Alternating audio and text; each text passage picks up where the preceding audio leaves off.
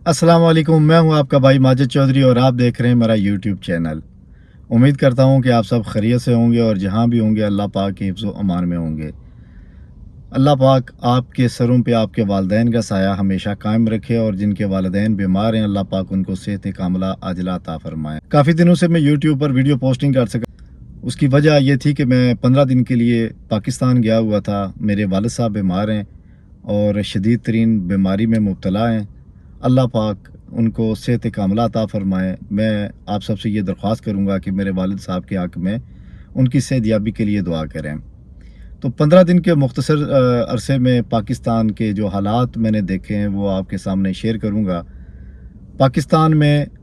अवाम की जो बेचैनी है, अवाम का जो गुस्सा है और अवाम के जो जज्बात हैं वो नाकाबिले यकीन और नाकाबिले बयान हैं। पाकिस्तान में लाकानूनियत, आइन और कानून का कत्ल और सियासत का जनाज़ा, अखलाकियात का जनाज़ा तो पहले ही निकला हुआ था, लेकिन अब अवाम का जनाज़ा भी ये जो महंगाई का तूफ़ान है इसने निकाल दिया है। अवाम की क़ुव्वत ख़रीद में चीज़ें नहीं रहीं और अवाम की क़ुव्वत बर्दाश्त जो है वो जवाब दे चुकी है। अवाम इस महंगाई के तूफ़ान से इस कदर परेशान है और इस कदर इस अवाम के अंदर एक लावा पक रहा है कि जो अगर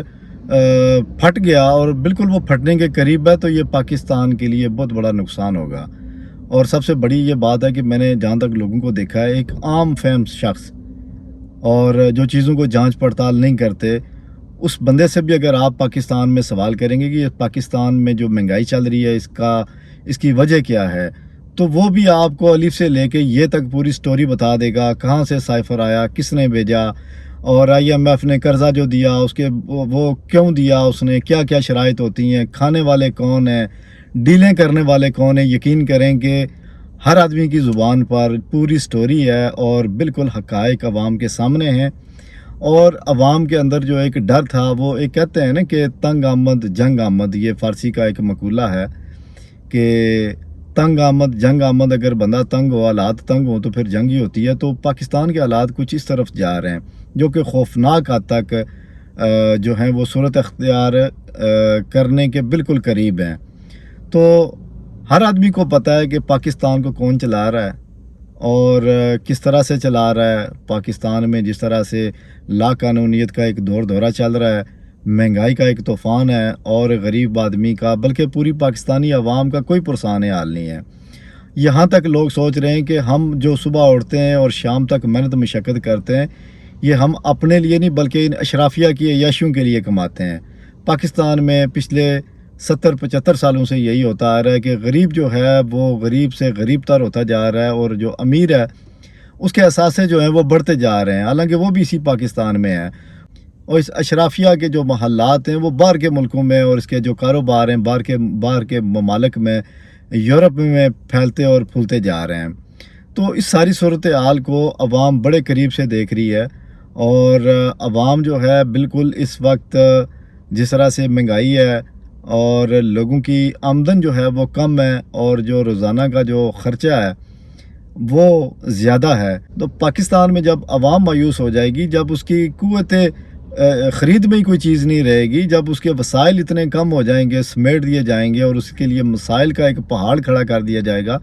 तो फिर अवाम के अंदर एक गुस्सा तो आएगा, उसके जज्बात भी भड़केंगे, एक लावा है जो अंदर ही अंदर पकेगा और फिर वो एक दिन फटना भी है। लावा जब पक जाए तो फिर उसने फटना ही होता है एक दिन, और फिर वो पता नहीं कितने लोगों की, कितनी अशराफिया की तबाही का वो सबब भी बन सकता है। और ये हालात जो हैं इस वक्त पाकिस्तान में इस नज पे पहुंच चुके हैं कि अपना तो कुछ भी नहीं रहा लेकिन अगले का भी कुछ भी नहीं रहने देना। ये इस तरह की सोच जो है वो पाकिस्तान में अब परवान चढ़ती जा रही है। लोग अपने बच्चों को लेकर ख़ुदकशियाँ करने निकल पड़े हैं और ऊपर से ये जो PDM ने बंदर तमाशा की शुरू कर दिया है। हुकूमत में थे, इतनी सख्त शराइत इन्होंने IMF की मान के और पेट्रोल, डीज़ल, गैस, बिजली, इन सब की प्राइसें जो है इतनी ऊपर करके अब वो भी अवाम में जाके तो हुकूमत के ख़िलाफ़ एहतजाज कर रही है, महंगाई के ख़िलाफ़ एहतजाज। अभी ये जो कायम मकाम हुकूमत है इसके ख़िलाफ़ वो एहतजाज कर रहे हैं। تو یہ عوام کو بیوقوف بنانے کی کوشش کر رہے ہیں، اور مزے کی بات یہ ہے کہ عوام بالکل ان کی باتوں میں نہیں آ رہی، اور عوام میں اتنی اویئرنیس آ چکی ہے کہ ان کا یہ جو بندر تماشا ہے یہ اب نہیں چلے گا۔ یہ جو ایک دوسرے کے پیٹ پھاڑ کے پیسے نکالنے کی بات کرتے تھے، اور یہ چور وہ ڈاکو، یہ جو ایک ڈرامہ تھا پاکستان میں عوام کو بیوقوف بنانے کا، یہ یقین کریں کہ میں نے اپنی بالکل آنکھوں سے دیکھا اور قریب سے دیکھا ہے۔ ان لوگوں کی چیخیں نکل رہی ہیں، وہ لوگ پی ڈی ایم کو برا بھلا کہہ رہے ہیں جو ان کے چمچے کڑچے تھے، جو نون لیگ کے چمچے کڑچے تھے، جو جے یو آئی کے پیروکار تھے، پیپلز پارٹی کے جو جالے تھے، وہ ان لوگوں کو بڑے مطلب میرے پاس الفاظ نہیں ہیں کہ میں بیان کروں کن الفاظ میں ان کو یاد کرتے ہیں۔ عوام بالکل سمجھ چکی ہے ان ساری چیزوں کو، لیکن مسئلہ یہ ہے کہ اب عوام کے اختیار میں کچھ نہیں ہے، اور عوام کے اختیار میں صرف ایک ہی چیز ہے، وہ ہے سڑکوں پہ آنا اور احتجاج کرنا۔ اور شاید یہ جو احتجاج ہے، یہ اس کی کوئی لیڈرشپ تو اس کے ساتھ نہیں ہوگی، یہ عوام کا ایک اپنا احتجاج ہوگا، اور میرا خیال ہے کہ یہ پاکستان کی تاریخ کا خطرناک ترین احتجاج ہوگا اگر عوام جس طرح سے غم اور غصے میں ہے، اگر اسی طرح سے یہ باہر نکلی، حالات کو سنجیدہ نہ لیا گیا، مہنگائی کو کنٹرول نہ کیا گیا، پاکستان میں الیکشن نہ کروائے گئے، آئین اور قانون کی بالادستی کو دوبارہ قائم نہ کیا گیا، تو میں سمجھتا ہوں کہ یہ جو عوام ہے یہ مایوسی کا شکار ہے، نا امیدی کا شکار ہے۔ اور جب کوئی انسان مایوس ہو جاتا ہے اور نا امید ہو جاتا ہے، ایون کہ جانور اگر آپ دیکھیں کہ ایک کمرے میں اگر آپ ایک بلی کو بند کر دیں